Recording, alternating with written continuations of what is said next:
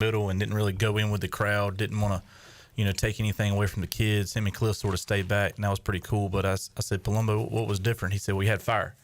And in that last 2 weeks of the season, they sort of played with a, hey, we've got to do this, chip on the shoulder, if you will.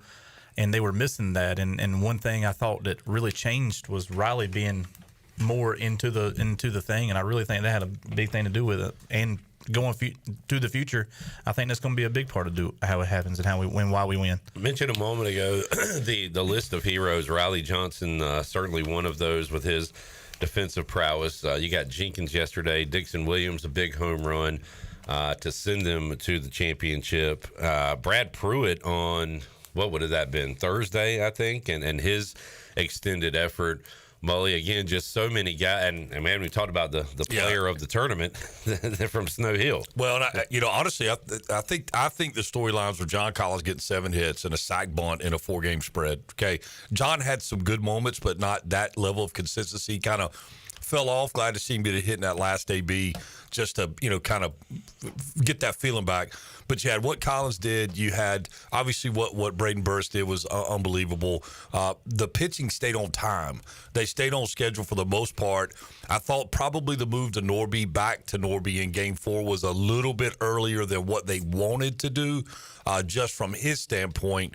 In other words, if they get him in 3 outs later, he may be the dude that closes that game out. But other than that, I think the pitching stayed on schedule, and when it got off schedule, they were able to get a couple big outs, in an active inning to get back on schedule. So, again, you eliminate the free passes, you eliminate the errors.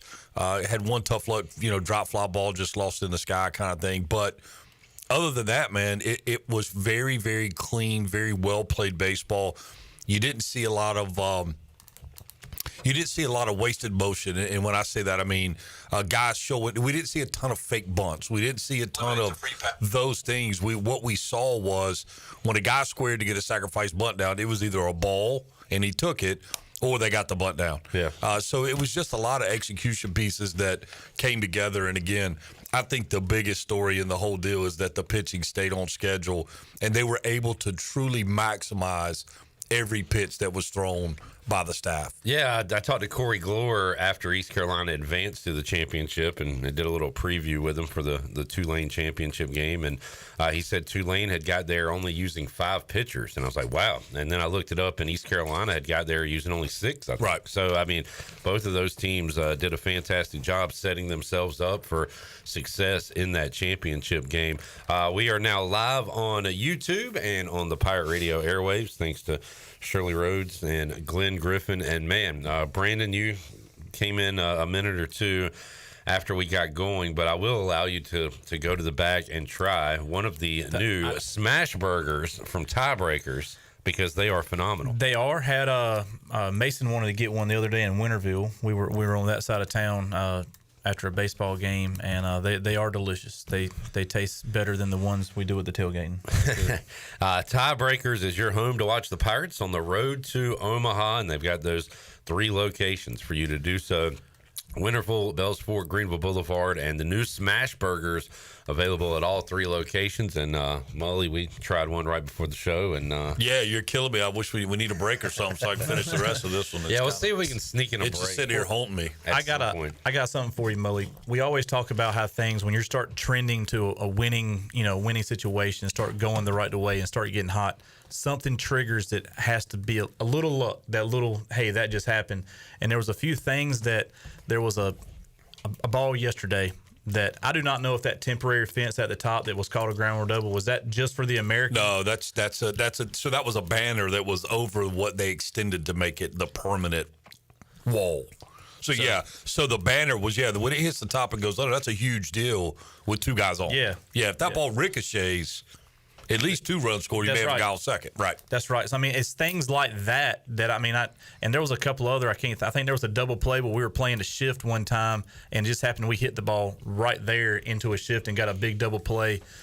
There was a lot of things that happened that's what turning the tides of a season and turning everything and getting momentum on your side is all about. And things like that start happening to your team, it starts building and it really starts helping you out. We got some brackets being released. The 16 overall seed is Southern Miss. They'll be taking on Columbia. How about the Sun Belt? 2 teams hosting between them and Coastal Carolina. Miami, Alabama will be joining them there. All right. In Hattiesburg. And yeah, Mully, usually, you'll see in East Carolina or maybe who else takes that spot that's a non-power.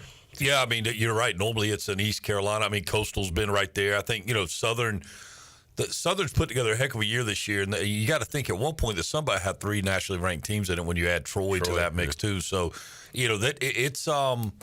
that is, we've talked about this. It is the Dos Equis man to be of college athletics. It's the most interesting baseball conference in the room that's not the SEC or ACC. So, what I think we ended up with 8 SEC teams hosting. So half the field is, being hosted at SEC sites. Only 3 from the ACC. I was going to ask that question. They Southern Miss will go up against the bracket, the 1 seed. Which is Vanderbilt. The 9 overall seed will be Florida State. So I ran last night, Mully, a little poll. Where will the Pirates end up? Saw a lot of Conway. Saw a little, Chapel Hill, Knoxville. Saw some places. What do you got a prediction before we get the official answer here? I mean, I'm going either Carolina, Chapel Hill, or Conway. Yeah, those seem to be the biggest guesses. Personal preference. Look, man, at this point, they can send them to Corvallis. I mean, it doesn't matter. The fact that they're having this conversation at all is awesome. Seattle upstate. Florida State, the 9 overall seed, will take on Bethune-Cookman. They won the SWAC on a walk-off bomb. I saw that highlight yesterday. Mississippi State and Northeastern. Well, I know I kind of saw them. I was looking at projections as a 2 seed a couple weeks ago and then looked at their record and saw why. 48 wins. Yeah, just a dominant year there. Did they take care of the CAA title? I don't even know how it finally shook out. I know that Wilmington was fighting hard for it there late. I would think that Northeastern did win the regular season. I'm not sure how their conference tournament ended up. Yeah, we'll see if Northeastern took them both down.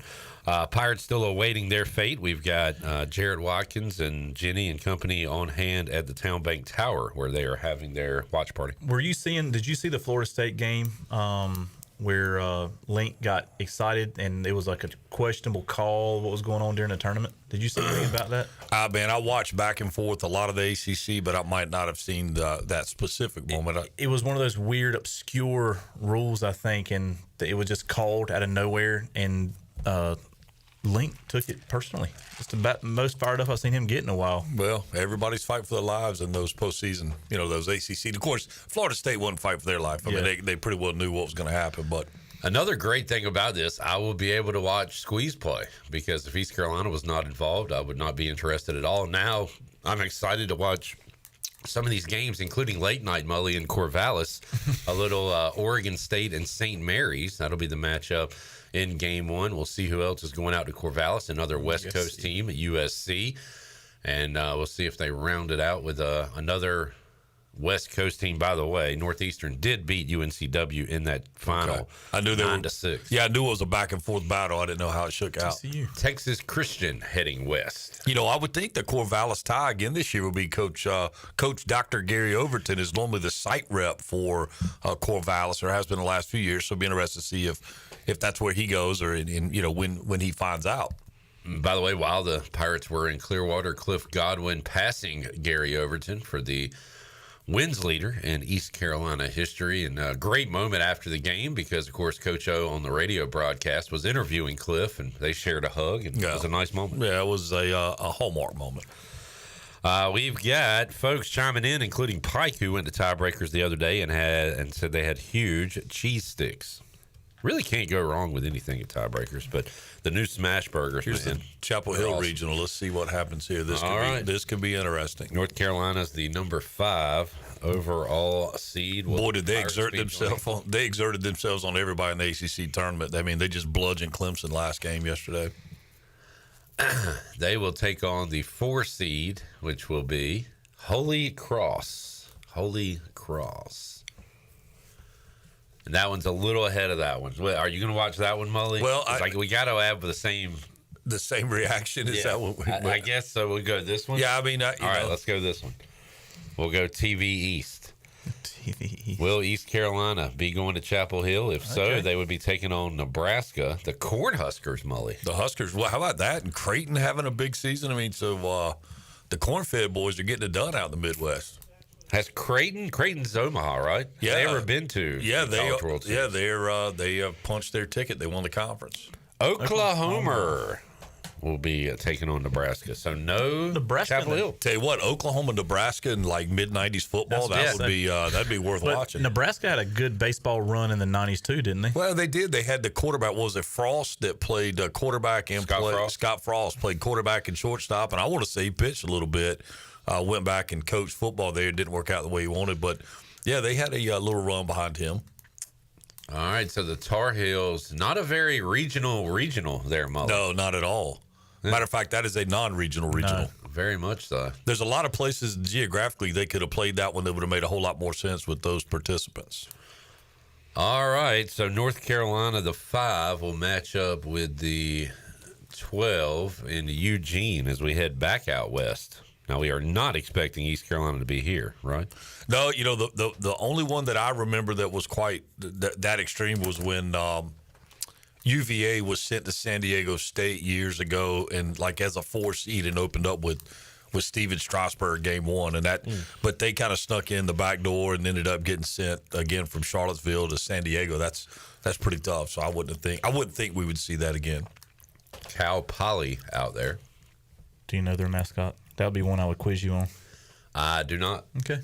I mean, I don't know it. I was just hoping. I mean, you're pretty good with I that. know a lot of the cows. Yeah. Irvine is anteaters. Arizona Wildcats. And again, you say, how is Arizona and Oregon matched up together? Well, they're not in the same conference anymore. They haven't been for a while, but it's still crazy to. It feels see them. like it. Yeah. So that is a regional with some West teams out there. I like the Oregon unis, the kind of the cream, the old school cream. Now, I'm not a big fan of the solid color, which seems to be such a big thing right now. The But slow pitch softball yeah, travel like uniforms. USF rolled out in Hated all them. green. So here's Conway. Maybe this is where the landing spot is. The 13 overall seed, Coastal Carolina, who we saw earlier this season and who we've seen in the postseason quite a few times. Fairfield, the Stags, be taking on Coastal in the first game. Fairfield crowd likes some shorty shorts, don't they? Also in Conway will be East Carolina. So the Pirates. It's not a good camera angle. Yeah, I don't know if anybody's told them yet. They don't seem overly excited, but I'm sure they will be here in a second. Where's looks like Jenny over there. Yeah, a great shot. All right. Fantastic Boy, the work. enthusiasm right there. Go Gator. The Florida Gators will be the opponent for ECU. Coastal Carolina, Fairfield, ECU, and Florida. Initial thoughts, Mike Mullis? It's a handful. You know what's funny? On the way over, I was thinking I had a conversation with Coach Schnall from Coastal when they left here on Monday. And you got to remember, man, Norby was absolutely electric that Friday night. And then it got a little sideways the next 2 games, but still very competitive, very scrappy games. And, he described East Carolina. He goes, I know they're young and maybe a little slight of talent of where they have been in the past, but, man, are they scrappy. And that Friday night guy being Norby, he could beat anybody in the country. So I know that when they saw that they were getting, you're looking to get East Carolina and Florida, 2 teams that are big brands in college baseball that have not necessarily had the type of years that they would have liked to had. I don't think Coastal feels like they were done any favors with drawing those 2 caliber of programs into their regional. The matchup, bracket-wise, is number 4, Auburn, and number 13, Coastal. So the winner of Conway will likely go to Auburn, although of course, we'll have some 1 seeds lose their regional. There we are with Central Connecticut State and Stetson thus far. And let's see if they give Auburn a name. Ooh, how about NC State? Okay. Possibility for the Pack and the Pirates to meet for a chance to go to Omaha. Did you guys talk about what happened the last time that Norby played Coastal? Norby started against Coastal on Friday night. I just talked about it. Yep. All right, so Yeah, I pulled all a Chandler. All right, That's I'm okay, sorry. Chandler. I'm over here not thinking, and I'm No hearing worries, things, Chandler. and I'm No. seeing things. and I pulled a Chandler. I was not paying. I was paying attention to my friends in Studio B here. No worries. Not to you, boss man. I apologize. No problem, buddy. If you look around the room and you don't see Chandler, you're the Chandler. Yeah, that's exactly right. hey, good rule to live by here. The Chan man. All right. Jamie says they're all business. No reaction. I think the timing was messed up there. I doubt that they saw their name and didn't react at all on the TV broadcast. Shirley, can you set us up a little break so we can enjoy some tiebreakers during our break? We got East Carolina going to Conway. We will break that down and talk about more of the brackets and get your thoughts as well, as this is our selection show special brought to you by Tiebreakers. We're going to enjoy some smash burgers and come back with more after these words.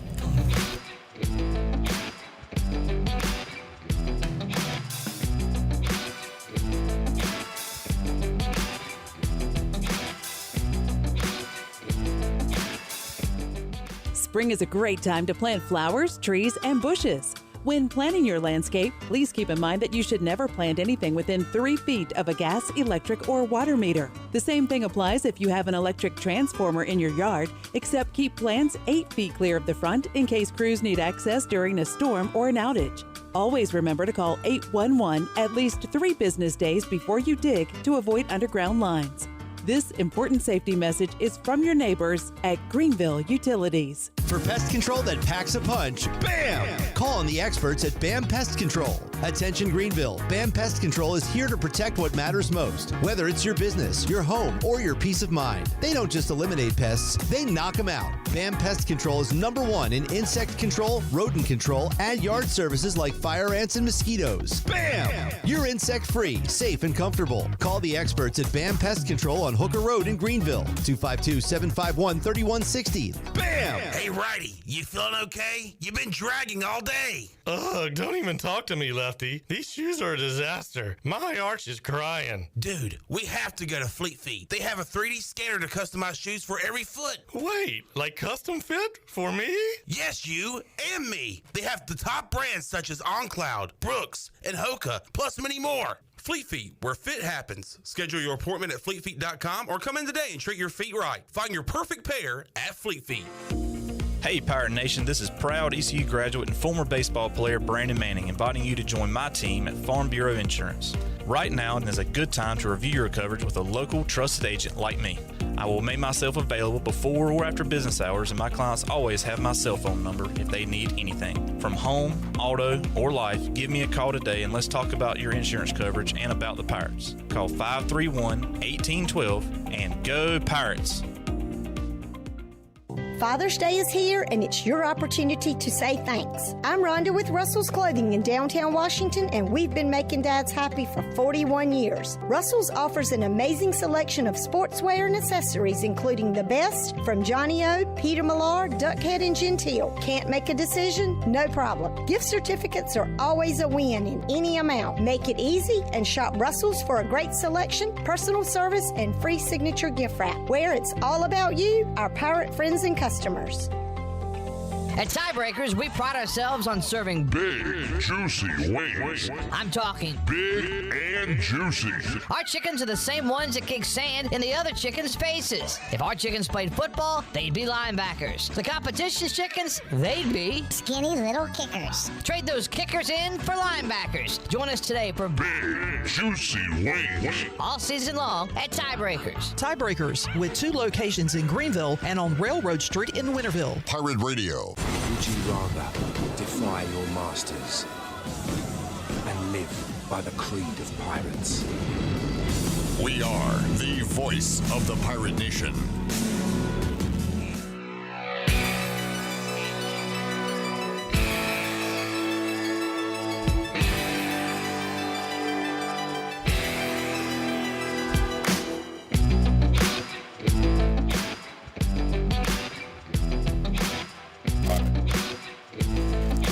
Back with you on our selection show special. East Carolina heading to Conway, South Carolina, which a lot of fans projected. I think a lot of fans were hoping for as well. And Molly, I think there'll be a lot of Pirate fans, a lot of purple and gold there. How many seats in that stadium? I don't know exactly. It's I'd say it's 4,500, 5,000. It's a good place to watch a game. It's kind of they've got the grassy hills and different. I mean, it's a good environment. It's a good environment for them or period. This year they did the free concessions or they had a little gimmick they did with free hot dogs or something. Anyway, they played Clemson on a midweek game and. Really, they're doing that for football now, right? Football, yeah, they did it for football. Did it for baseball a time or two this year, but did a lot to try to get folks in there. And the baseball stadium is right there, adjacent to the football stadium. It's kind of all together. It's a really good setup. It should be a great environment. Thank you to Tiebreakers for providing the lunch for us today, and Brandon Manning trying the new smash burger for the first time. Molly and I give it 4 thumbs up. Shirley, have you smashed yet? Did I?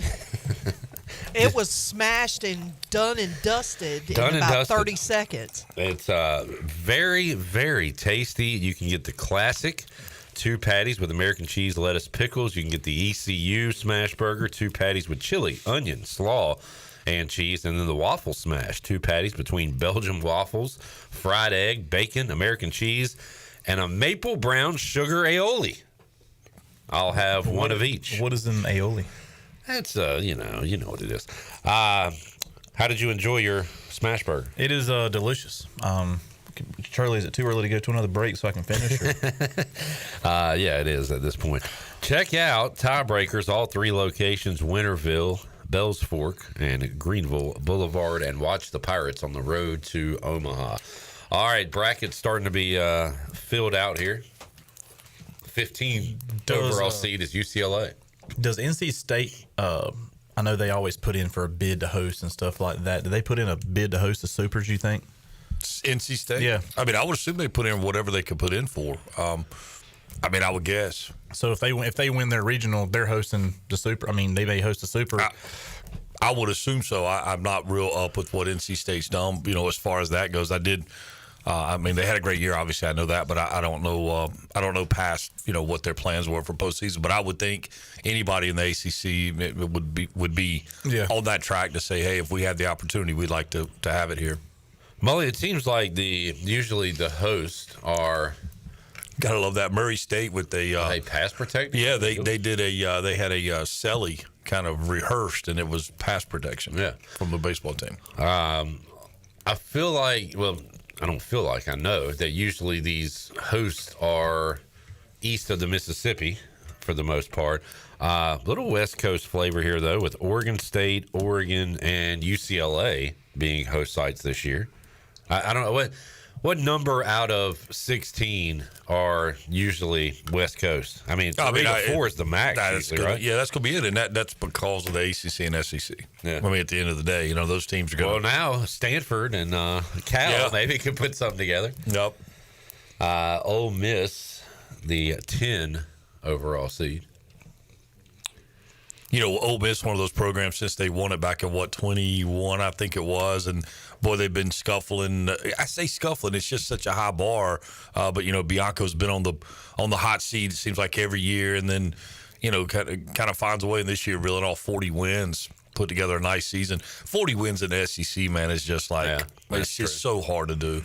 I mean, that is very hard to do. You look at like Florida, who we play. They started off the SEC terrible.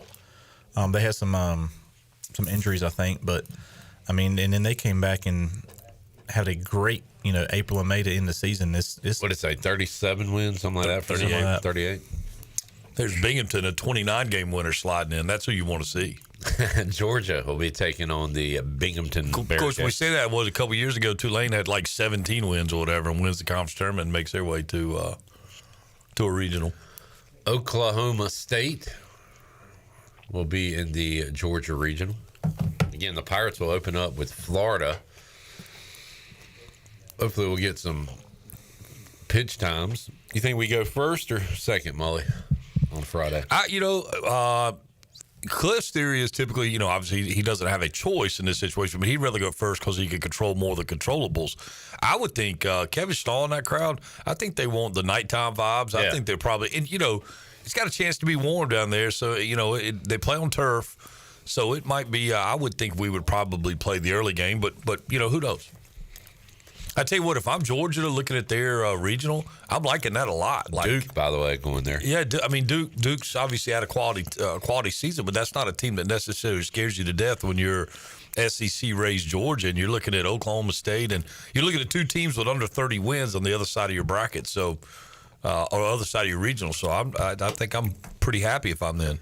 Again, if I'm Coastal right now, I'm like, man, what who do we tick off to get? Florida and a wounded East Carolina in here, that the kind of the wounded animal thought process. But to Baton Rouge, LSU, another SEC team, Little Rock. 24-32. I'm going to assume they made a heck of a run in the Ohio Valley tournament. Yeah, there they are, holding the champion side, 24-win team. LSU and Rhodey will be there, Rhode Island. It's a long trip south. I'm going to take the conspiracy theory standpoint at this point. It looks like they definitely want Georgia and LSU to make it to Omaha. At least to the next round. I mean, and I of the 8. That's a heck of a view, by the way. Sorry. Yeah, no, that was kind of bad. That was bad. Pixelated. Yeah. Must have been a bunch of witness protection folks there. But, for them to go, I'm curious how many of the 8 teams of the SEC will survive, and I would venture a guess that it'll be all of them. It's curious to me that all the SEC teams seem to have a just breeze in their conference. Just like, hey, this is going to be easy. Well, you got to realize that this thing's stacked out. They're all higher seeds, and so they're drawing off the bottom of the bucket. They've earned the right to play the lesser teams from a resume standpoint in their regionals. So I think really as an East Carolina fan base, we just got to be thankful we didn't necessarily get rolled to one of those spots, although we do have SEC presence with Florida. But, I think we're probably a little bit fortunate in that way. Johnny Stats has a stat for us as we find out who will be going to Clemson. Clemson, the 11 overall. I saw their name as a possibility for ECU as well, but the Pirates going to Conway. He said last season, 6 of the 16 super regional teams were a 3 or 4 seed. At least 1 3 or 4 has advanced to the College World Series in each of the last 6 seasons, including Ole Miss in 22, who were the champions. Thank you, Johnny Stats. Yeah, in 22, I thought it was 21, but in 22, they were like the last team in. They were a bubble team the whole way and found their way in and got hot. Them and their rivals, Mississippi State, had a similar deal, right, Yep. where they win and then struggle. Kind of, it's Where was Mississippi State? in this one. Yeah, I don't know if I've seen them yet. I thought I saw some. I don't know. Southern Miss is hosting. That was the only other. And then Ole Miss we saw, but I don't think there's been Mississippi State yet. It would have been a great story for East Carolina to go to Clemson, just with Coach Bakich and Coach Godwin's relationship, Coach Schnabel, the whole deal would have been a cool deal. But it is what it is. Clemson, the 11 overall. Clemson got thumped, like I said earlier yesterday, by Tar Heels, 14-3. I think was the final. USC upstate Kentucky and West Virginia. Still got Dan Rozelle over at Kentucky, right? West Virginia. Nick Mingione, the head coach at Kentucky, is a guy who's been talked about for a lot of potential jobs inside the SEC. Isn't Ryder on staff now? Ryder Giles back on staff? Yeah. Tennessee, the 14 overall, has the Red Hawks of Miami of Ohio. I do like seeing these shots, and every team has their conference championship up front. It's pretty cool. Well, let's see who's going to Knoxville. The Bearcats of Cincinnati. Man, I didn't know they played good baseball, Molly, when they were in the American and Conference USA. They were kind of one of those you went and played some high-scoring softball games. They were always a team that would hit. Yeah. They would hit a lot, but not necessarily pitch it. But the move to the Big 12 apparently has been good to them. And Wake Forest will join them in that bracket. But Wake was a team that was kind of projected to have ended up potentially at in Conway as well with East Carolina. But They did not end up in Knoxville in Tennessee. Tennessee's an interesting team too, man. Early in the season, you're like, can anybody beat Tennessee? And they found ways to beat themselves, falling pretty deep into the SEC rankings by their standards, played their way out of it, and now, a host in the 14th spot. But again, a team that, man, do you really want to see these guys in the postseason, especially at their place? No. Tennessee had, I think I said 16 losses, 14 in conference. I mean, to go a non-conference with 2 losses it's crazy. Insane. Yeah. Zach Root. All right, let's see where Root and the Razorbacks are going. Well, they're going home. Let's see who they're playing. They're in the Fayetteville Regional. Boy, tough draw there out of the gate. 20-win North Dakota State. Look at these fellas. Do you think they hold Zach Root for that game, or do you think he gets a shot at the Bison? All right, 3, Arkansas. Let's see who else is in there. There's your Blue Jays. Bubba, yeah. Mike Odom and the Creighton Jays. They went to a little restaurant. I like it. A little bar action. DJ Dugout it set up there on the wall. Make sure we do this live at Tiebreakers. Is that possible? Yeah. Yeah. The Jayhawks play baseball, Molly. I mean, now that is a very regional. It's got that's got a really good basketball feel to it. Mully, we've seen all 4 in-state ACC teams at this point. How did that look? I didn't follow it that closely. Like Wake and Duke, how did they do this year? You mentioned Wake a moment ago, but what chances do you give those teams to? I mean, make noise? Every chance in the world, because it is what it is. Postseason baseball, NC State's the one that's interesting to me. So, again, had a chance to call a series there with Louisville. Watched a weekend where State gets run. Let's see, make sure I get this right. State gets run. No, State gets run ruled like 28-5. The games are all crazy, and it was like, man, I'm watching Louisville thinking this is the best team in the country. They're just pounding balls all over the yard. It was incredible. And then State comes back and just embarrasses them. But State got to the top of the ACC. And if you look at how the ACC standings shook out, because there were lost games due to weather or whatever, not everybody played the same number of games. And, like, the team in the 2 spot had one more win than the team in the 1 spot, but had an additional loss. So that whole thing was topsy-turvy, too. And we talk about the SEC, and I think the SEC is in a class of its own, top to bottom. The consistency of that conference is incredible.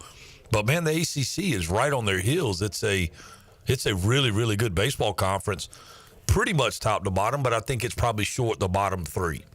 Molly, here, just to recap that Louisville series, the Pack win Game 1 13-11. Game 2, they lose 25-8. There you go. In 7 innings. Game 3, they win 11-1 in 8 innings. Right, and so you're watching schizophrenic. Yeah, I'm watching Louisville, thinking, man, these guys are really, really good. And then, schizophrenic is the right word. All right, Pirates will be in Conway, South Carolina, taking on Florida. Coastal, the number 1 seed, and going to be a lot of Pirate fans, I'm sure, that show up for that one. Thanks to Tiebreakers for providing lunch today with their new Smash Burgers, available at all 3 locations. Fantastic. It's the first time I've tried them, the Smash Burgers at Tiebreakers. We are all huge fans here at Pirate Radio. Chuck asking who the Conway Regional is matched up with. That would be War Eagle. Auburn, the Auburn Tigers are the 4 seed. NC State in that region as well, if you're curious. Because I saw a couple of them that had NC State in Conway with us, which I thought would have been a packed house for sure every game. But I wonder if Florida fans, I mean, they just won a basketball championship. They got football coming up. Do you think they care enough to go to? They might have some friends and family there, but I don't think they'll have a lot of fans. I don't know. I don't know, man. Pirates are going to travel well. Jamie said the ACC decided not to worry about football and basketball anymore, just concentrate on baseball. Yeah, there you go. It appears that way. All the teams they have in it. Yeah, what do we end up with the count? We'll have to go back and look at the conference counts. I think the projection was like SEC was going to get like 10, if I'm not mistaken, and the ACC was going to get like 8, if I'm not mistaken. So I'm sure that those probably are very, very close. As good as the SEC is, they got more basketball teams in the tournament than baseball. Well, the SEC went the other way. They said, "Hey, we're going to be good. We're going to be good at hoops." And if the ACC wants to give it away, we'll take it. Understanding where the moneymaker is, and man, I mean, who would ever think you would say the SEC's become a national power in basketball? Yeah, it just doesn't even seem right.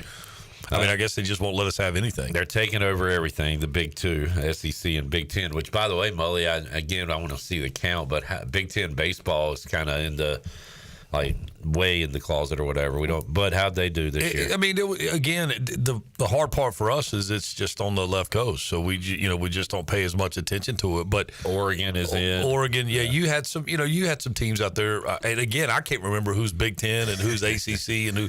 But you mentioned UCLA, Oregon State. So there's a presence out there for sure of quality baseball, and it's kind of interesting too. I was watching. Getting prepared for, I can't even remember who it was, but they were playing a West Coast team. And we had the opponent of the West Coast team the following weekend. I'm drawing a blank on who it was. But those announcers didn't even talk about the rest of the country. They literally talked about California teams. So it's kind of like they're in their own little vacuum out there and do their thing, and then they just kind of pop up in the postseason. You haven't seen Nevada in a while in a regional. Mully's right there. Well, Johnny says, I can't remember the last time a Big 12 team was not a host. Has to be 20 plus years. Well, when Texas leaves, that happens. Texas now in the SEC, but no Big 12 as a host. Yeah, how many Big 12 teams did you have? You had Cincinnati. We saw Arizona. Oklahoma State. Oklahoma State's still Big 12, right? I think. Yeah. Where's Texas Tech, Molly? They've been a power in the past. Yeah, that's a great question. I don't know. Shirley, can you cook us up one more little break? We'll take one more break, and then we'll wrap up the last 20 minutes. And ECU winning their conference tournament probably stole one away from somebody, too. Oh, 100%. Binghamton, they were 24 and something. Yeah. Binghamton? Whatever. Binghamton. When I have a question about the Hampton Pirates, I'm Binghamton. Yeah. The Pirates were a bid. Thank you. More of that coming up Tuesday, 3 o'clock, Pirate Radio Live. Pirates were a bid stealer this year. Who's angry at the Pirates? I need to see the last four out and all that stuff, Molly. Well, they just had UConn up there, like they were showing their resumes that they were the first one out. So maybe that was the steal. All right, we'll be back with you. Go another 20 minutes or so. If you got questions, comments, predictions, get them in on YouTube as you are locked into the Tiebreaker Selection Show special. Back with you after this.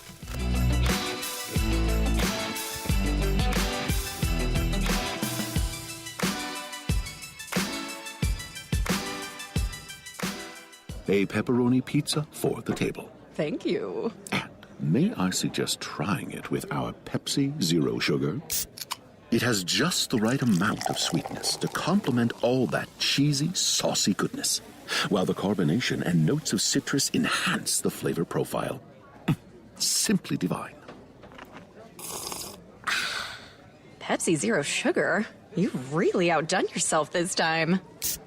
Pizza deserves Pepsi. East Coast Grading and Utilities is your source for clearing, hauling dirt, and concrete work. East Coast Grading and Utilities handles all sewer and water issues as well. I'm David Vaughn. Whether putting in a new subdivision or helping you with any and all of your drainage problems, I can get the job done. Call me at 531-7494. No job is too big or too small. East Coast Grading and Utilities. Friends helping friends. 531-7494. For East Coast Grading and Utilities. There's a common misbelief today that to make it further, you need to push yourself, that you need to give up any joy to continue your rigid routine. Or you could try another way. Take some time to enjoy life, like having a Michelob Ultra with friends, because happiness is essential to living an exceptional life. Michelob Ultra, a refreshing and balanced flavor with only 2.6 carbs and 95 calories. It's only worth it if you enjoy it. Enjoy responsibly. Michelob Ultra, proudly distributed by Carolina Eagle Distributing since 1989. Hey Pirate Nation, this is Parker Bird for my friends at Shimmer Boutique. New spring arrivals are here from all your favorite brands like Kinder Scott, Yeti, Local Boy, Pimp Shrimp, Simply Southern, and a lot more. Shop now at shimmerboutiqueonline.com and receive free shipping on all orders over $100. And don't forget, Shimmer is your place to get your very own Parker Bird shirt, available in youth and adult sizes. Shimmer in Greenville, Winterville, Jacksonville, and shimmerboutiqueonline.com. Go Pirates. The Buccaneer Music Hall is your beacon of music in the land of the Pirates in the NC. Open at noon 7 days a week with live music. Come enjoy sports trivia with me, Clip Rock, every Monday. Tuesday and Wednesday, it's live local acoustic night, along with line dancing from 7 to 9 on Wednesday. Thursday, there's a brand new lineup with Singo starting at 8, followed by karaoke with DJ Dog. Ladies and free both Friday and Saturday nights with the best local bands in the area. Finish the weekend with free games and DJ Kid Scene. Y'all come get bugged up. This is Holt Nailers for my friends at Anson Belts, the belts that I wear. Go to ansonbelt.com to find micro-adjustable holeless belts with over 30 plus options of a 1/4 inch apart instead of your typical 5 holes 1 inch apart, always giving you the perfect fit every time. If your waist fluctuates, Anson Belt is great because you can always find the perfect fit any time of the year. AnsonBelt.com. Over 10,000 combinations to choose from, a belt for every occasion, and the official belt of the Holt Naylor Show. Are you tired of dealing with IT headaches? Does this sound familiar? Slow computers, constant crashes, long wait times for IT support, and worries about cybersecurity. If you're nodding your head, it's time to call cybersharks.net. We handle IT so you can focus on growing your business. Fast, reliable, and always there when you need us. Call 321-7800 today and get IT support that actually works. Cybersharks.net. We keep your business swimming. At Tiebreakers, we pride ourselves on serving big, juicy wings. I'm talking big and juicy. Our chickens are the same ones that kick sand in the other chickens' faces. If our chickens played football, they'd be linebackers. The competition's chickens, they'd be skinny little kickers. Trade those kickers in for linebackers. Join us today for big, juicy wings. All season long at Tiebreakers. Tiebreakers, with 2 locations in Greenville and on Railroad Street in Winterville. Pirate Radio, bringing you the best content on air and on digital. We are the voice of the Pirate Nation.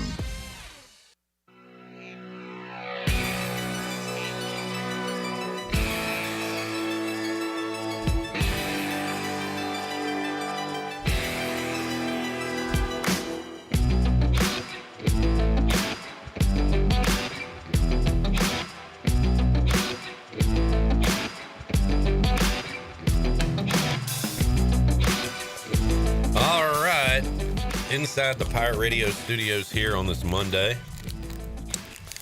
For as big of a chip on the shoulder Cliff Godwin has, he does have a sense of humor. I got a message from him at 7:23 a.m. Clip, glad we can still make you work on Memorial Day. So I said, hey, happy to do it, Coach. But man, he was fired up yesterday, Mo. He gave a little shout out to the haters. I mean, that's Cliff, man. He's got that chip. He's got the pirate chip, like it or not. Yeah, I think some of that is was obviously emotion. I gotta feel like I know him well enough to know that he doesn't want to be part of this story. I mean, he like the comment about, well, maybe I'll get credit for doing something good. That's somewhat tongue in cheek, and I know it's a shot over the bow of whomever it may be a shot over the bow of, and just kind of something that maybe made him feel better in the moment. But the reality is the story of this deal, again, I said maybe there's 7 or 8 storylines that come out of Clearwater that are all ands. Like if any one of them happens, it doesn't really determine the outcome. But by stringing these 7 or 8 different scenarios or events together, they come out on top. And none of those 7 or 8 in my opinion, are the great job that Cliff Godwin did. I mean, that kind of is an expectation with him for himself and for the fan base. I think that the story here is those kids, man, they stepped up. And, I think the change at shortstop obviously is something that we haven't talked about today.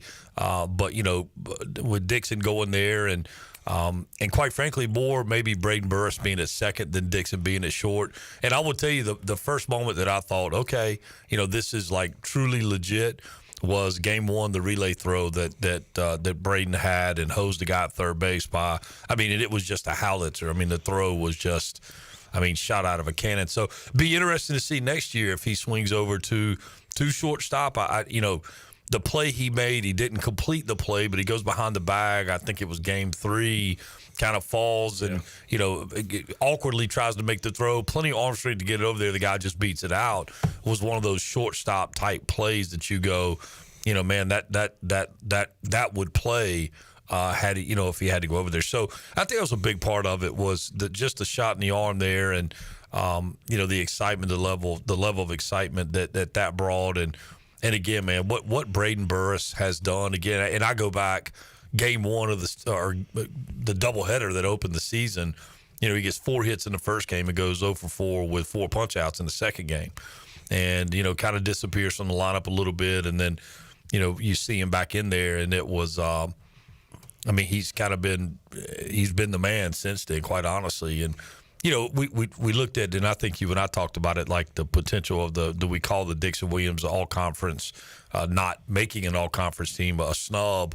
Yeah, I think so. I think the bigger snub or maybe the bigger disappointment is that, and no disrespect to Sean Jenkins because what he did was incredible, but he gets the kind of the pitcher all-conference nod for the tournament, and you're looking at what Norby did was that it was legendary, quite honestly, whatever happens with him with the rest of his career, he had kind of been Connor Norby's little brother, and I think he certainly cemented his own identity in that situation.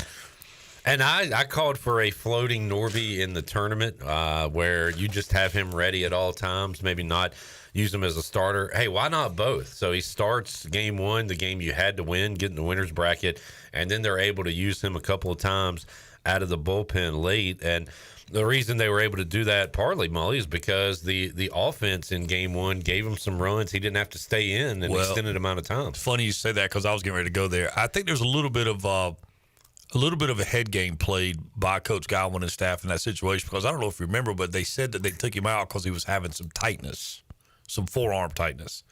So does that send a message out to the rest of the conference like, hey, look, he probably ain't coming back because if he's got forearm tightness, they pulled him quick, and then all of a sudden – you see him get up, not the next game, but the next game, you see him get up in the pen. You're like, wait a minute, man, I thought this cat had forearm. Well, then you're thinking, well, he ain't going to be nearly as effective. He's on short rest and he's got forearm tightness. He's not going to be very good.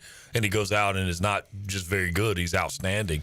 So I don't know if that was a little mental warfare there by Cliff and staff, or it was just a great job. And maybe both of the training staff getting Norby back ready to go. Could it be foreshadowing to a regional where Ethan Norby starts game one, and if the Pirates are playing on late into the weekend or maybe even Monday, we see him again. Ask our buddy Danny Bill if Cliff will do that, and the answer will be, yeah. Did you see, my career in the postseason at East Carolina? If you're ready to go, capable of throwing and being competitive and getting guys out, then Cliff's all about it. Especially right now, effectively for the entirety of that deal, it's not effectively for the entirety of that deal. We saw 6 arms. Yeah. Jake Hunter threw every game, didn't he? Yeah. Well, I think he missed one, but either way, he carried a load, carried a volume, and he comes in his last inning there, and it just kind of caught up with him, and when you see him try to locate a fastball top of the zone, and he just cannot get it to where he wants it to go, and when they went to commercial there, and he's standing out on the mound, kind of looking at, I guess it was Pruitt that came in. You could tell, man, he was like, I don't want it to end like this. Like, this is not the memory I want to have of my, time at East Carolina, kind of my grand finale. So I expect big things out of him coming up. And again, man, the elimination of the free pass was such a big deal in this situation and in that run. It was, I think that is the story. And quite frankly, you couple that with, the E column being clean. Those are the difference makers. Yeah, you said it, Molly. Not a lot of wasted attempts in whatever East Carolina was trying to do. If they were trying to move a runner over, they got it done. And We are so used to Godwin, Palumbo, their style of baseball being fundamental baseball. And we didn't see it a lot of this year, but we saw it in Clearwater, and it led to 4 straight wins. Well, let's talk about Game 4, okay? Herring comes up, and they've got their guy going, and he's fairly well rested compared to, being in a conference tournament situation and the success he had against East Carolina here. So they got to remember that. And, man, Herring gets a fastball and drives it out of the ballpark the opposite way. The announcer said, well, he probably got it up in the jet stream a little bit. Well, I mean, that jet stream's blowing for both teams. So, I mean, it's one of those deals where it doesn't matter how it gets out, it got out. And that definitely set the tone. And, man, if you could put the other team chasing you from the early part of a game, it changes a lot of things. That was Danny Beal's big talking point last week. Get up early, get out to a lead. Pirates did that in 3 of 4 of the games. In Clearwater. Man, it changes how you manage the game. It changes what you're willing to try offensively. You're more protective of your outs offensively. You don't want to run into a strike them out, throw them out, or you don't want to run into a double play off a hit and run. All those things become it again. It takes you away from what you might typically do, and I think the Pirates were able to do that. They play from behind maybe 3 innings in the whole thing. I think that's about right. I mean, it was not for the body of work. It was a very small percentage of the time that they had to play from behind, and when they did, they just simply answered. And big home runs at big times. I mean, when Dixon Williams again. I mean, it's so funny to me. Like Braden Burris has done so many things, and the spotlight shines so brightly on him, largely because he is a freshman. And then the next spotlight goes directly to Riley Johnson. And it's missed in all this how truly important Dixon Williams has been to the success of this club. Mully, Brandon Manning here. Joel says, how well do our bats do against this field of pitchers? I'm just going to assume Florida has some arms. Yeah, Florida has incredibly talented, like Kevin O'Sullivan, not the Kevin O'Sullivan that played at East Carolina, but the head coach at Florida is Kevin O'Sullivan. Is one of the best recruiters in the country. And they did not, again, they stumbled out of the box, did not have a great start to the season. But I can promise you they're going to have plenty of hands on deck.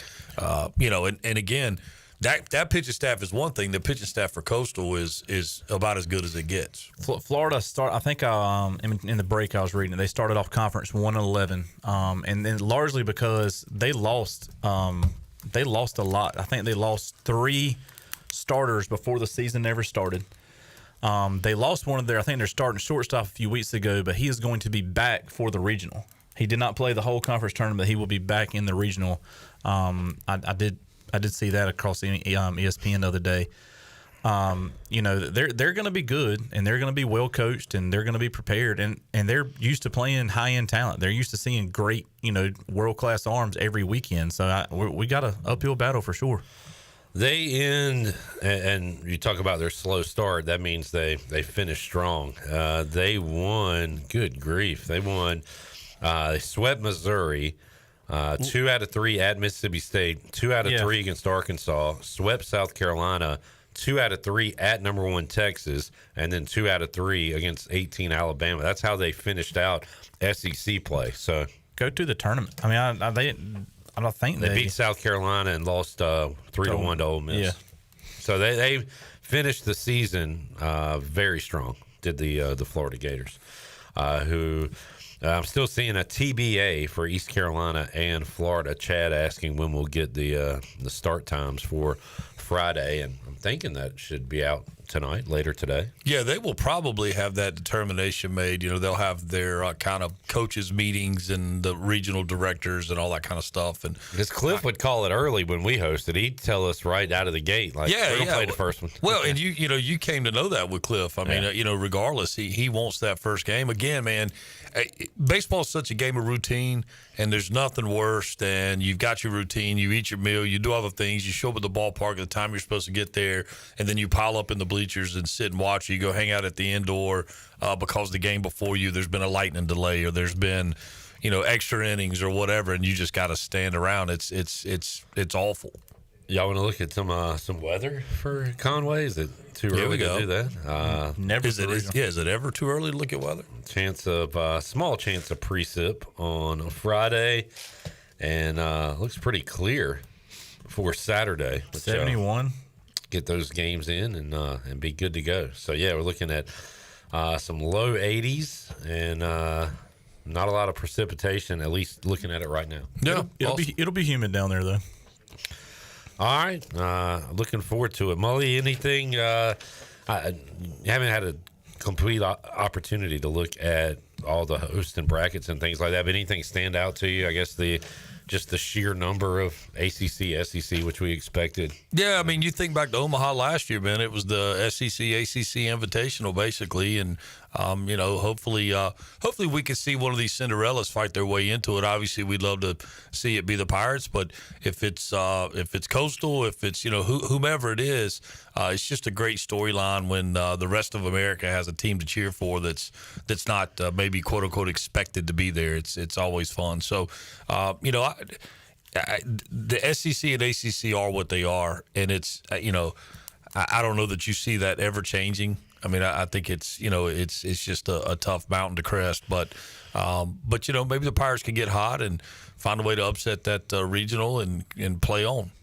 You mentioned Danny Beal earlier. He wanted to join us today, but he is on a long bus ride up north. But we'll check in with DB with the Down East Bird Dogs later this week. Corey Scott will join us in studio coming up Wednesday to talk some baseball. We're going to talk baseball each and every day on Pirate Radio Live. We got our crew at the watch party at the Town Bank Tower, so we'll have audio from that. Already seeing some videos from that popping up on X and Instagram, Facebook, so check all that out.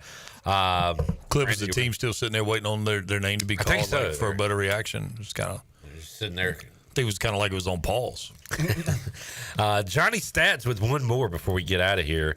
Fairfield, their top three pitchers, 22-3, and all have an ERA under 4. So Johnny putting in the work for us. Yeah, get it done, Johnny. The stats department. Yeah, I would have. That's obviously going to be largely skewed by obviously their competition, but their conference numbers. Not a great conference up there. But anybody can beat anybody this time of the year. All it takes is somebody to get hot, and that's going to be the question. Who, with the Pirates' depth or maybe lack thereof, who's that person that, which player is it that's going to all of a sudden, i.e. John Collins just goes off this past week? Who's going to be that person that steps up and has? I mean, I'm gonna make my pick because I thought his role in Game 4 was one that won't show up on the stat line, but was a huge part of it, and that's Alex Peltier. And we saw Alex Peltier going into that Carolina weekend, man. Like, that dude couldn't get out softly. He hit bullets. I remember, the game 3 was moved to Monday due to weather. So that Sunday game, he was 0 for 4 with 4 rockets. He comes back the next day and gets 3 hits, I think it is, here at home, and then kind of fell off the face of the earth. And it had been a struggle offensively, but now you look around and there's no Trammell. There's, obviously Keenan Bowman's gone. When you look around and you're Alex Peltier, you're like, look, I'm going to play. I'm going to be in. I don't have to worry about being taken out of the lineup. You got Gavin Whitaker's your only outfielder off the bench. So you look up and you're like, man, there's a freedom in opportunity. There's a freedom in knowing that, man, I'm going to be in there every day so I can go play blood and guts, and whatever happens. And I think you saw that. That defensive play for him was a big deal, getting a bunt down at a critical time. The base running deal at first base with the collision, obviously, he picks up another bag. So Alex Peltier played into this thing at a higher level than maybe most folks realize when it comes to the Game 4 win. All right, final thoughts, Brandon Manning. I like your Peltier, and I'm going to see it and say Irby. I think he's going to have a standout, just amazing tournament, and that's going to be a big thing for us. Late question coming in, Mully. Any chance we get Towers or Antolik? You know what? I've wondered, like, how close it. Like, I don't think Antolik is definitely a no-go.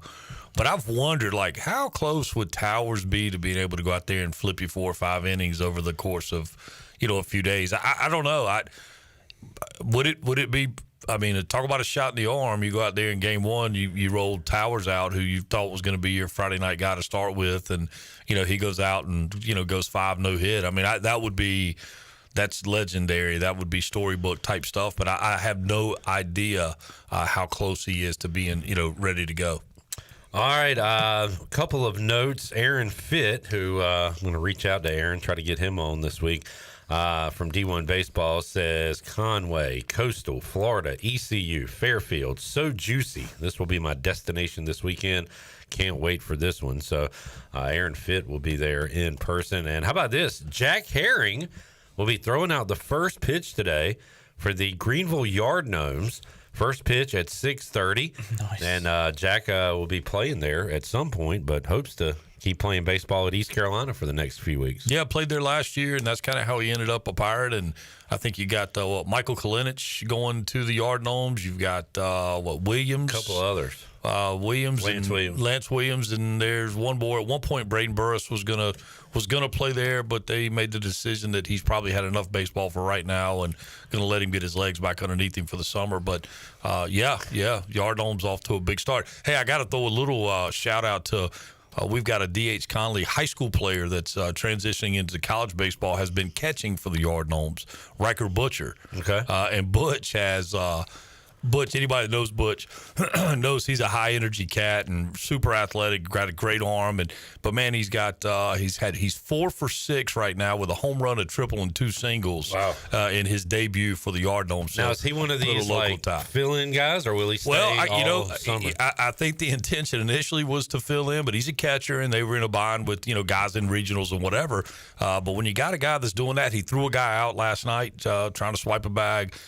So when you got a guy that's hitting what's 4 for 6, about 800 or whatever, they have the option to keep him on. Yeah. So be interesting to see. But man, super proud of of the work Butch has put in and the success he's having, along with the Yard Gnomes at large. I think John McCormick and that crowd are doing a great job, and it already has a way different feel than what it had last year. So if they could make it Greenville's baseball team kind of feel, you know what I'm saying? A lot of effort, a lot of effort to do that. They're trying to bring back a roster that is appealing and has that feel of being all these kids from Eastern North Carolina that are getting a chance to play in that league. So yeah, pretty cool stuff. All right, Shirley, thank you for coming in, helping us out. Big Dog, appreciate you. Mark, thank you, sir. B-Man, enjoyed it. Yes, sir. You coming in with Bryce tomorrow, or you got stuff to do? I have a game myself, pending weather. I'll watch the weather myself. We'll do at least a phoner with you at some point this week to talk more Pirate baseball. Mully, hope to see you or talk to you tomorrow if you're around. I know you got a lot going on. Yep, should be. What's your plan? You gonna be on the on a broadcast or two? I don't know. Right now, it looks like I'll have the good fortune of calling the 1A and 3A state championship games for NFHS. So I will actually have be able to call the Rose series. Best of luck to them, and Perquimans from the East. Best of luck to both of the teams from the east side of the bracket. So right now, that is the plan. There has been some conversation about potentially doing some regional coverage. So we'll just see. We'll see how it all shakes out. But either way, I imagine next Friday, Saturday, and Sunday I will be at a ballpark somewhere. Good deal. Joel and Jerry say thank you to Pirate Radio for jumping on today. Hey, love it. That means the Pirates are playing more baseball, and it means we got a ton to talk about this week on Pirate Radio Live. So we'll be back with you Tuesday, 3 o'clock on Pirate Radio Live. We'll talk to you then.